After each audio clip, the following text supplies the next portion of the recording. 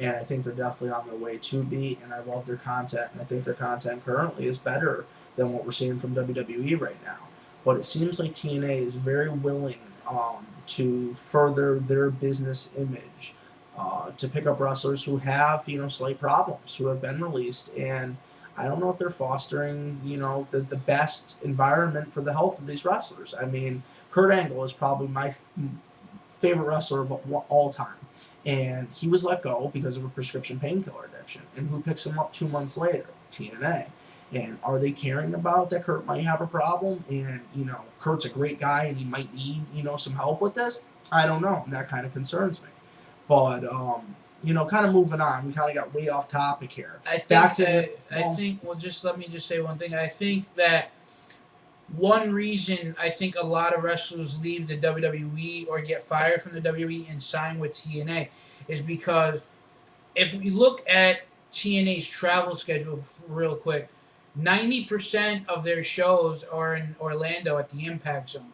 Then the other 10% they're traveling because they don't travel a lot for their pay-per-views. Well, that's why WWE has more mainstream exposure. But then they again, they get out to more cities, they see more crowds, more people get to interact. It's because they have the monetary and the established ability to do that. They have contracts with all these arenas. They've been going to them for 20 years in a row.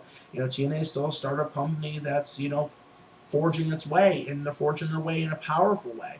It's just, look out for the well-being of the guys at the same rate. That's all I'm saying. I mean, we all know how strenuous the WWE, how the WWE's travel schedule is.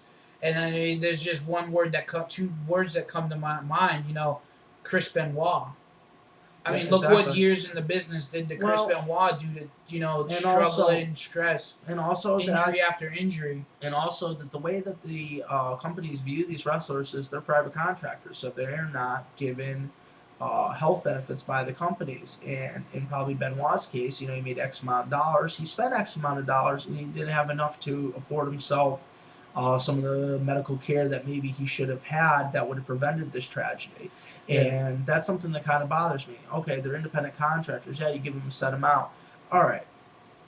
For example, say X wrestler is only making $100,000 a year. Say, I don't know, pick a guy, Amazing Red, $100,000 a year, whatever he's making, right? $125,000, whatever it is, right? And this is just a guessing figure. I'm not, quoting anything. But how much do you think off his merchandise and him, pulling, are they selling? And, the way the contracts are written these days, they're getting a flat fee and they're not getting merchandising sales, and everybody's getting screwed. But, we're way off base right here. Back to Impact real quick. Both weeks were pretty good. I mean, second week in a row, we ended up seeing, kind of the reformed Wolfpack come out. Fortune took them out also, along with Jarrett. I think Fortune's going to be a force to reckon with, and I think they're going to do really big things with Fortune. EV 2.0 has got Dixie behind them. And, yes. And Dixie is powerful. And I think we're going to see Dixie become more of an on-screen character. I mean, she's always been in the background. You kind of see her in the crowd. You get to hear a quick thing from her here or there. But now I think she's really starting to feel comfortable in front of the camera, and she's going to become kind of a leader for these guys. Yes. So, we're going to answer a couple of questions in Q&A. So stay tuned. I'm JC Styles. I'm Brian Crazy. And we'll see you in a little bit. Thanks.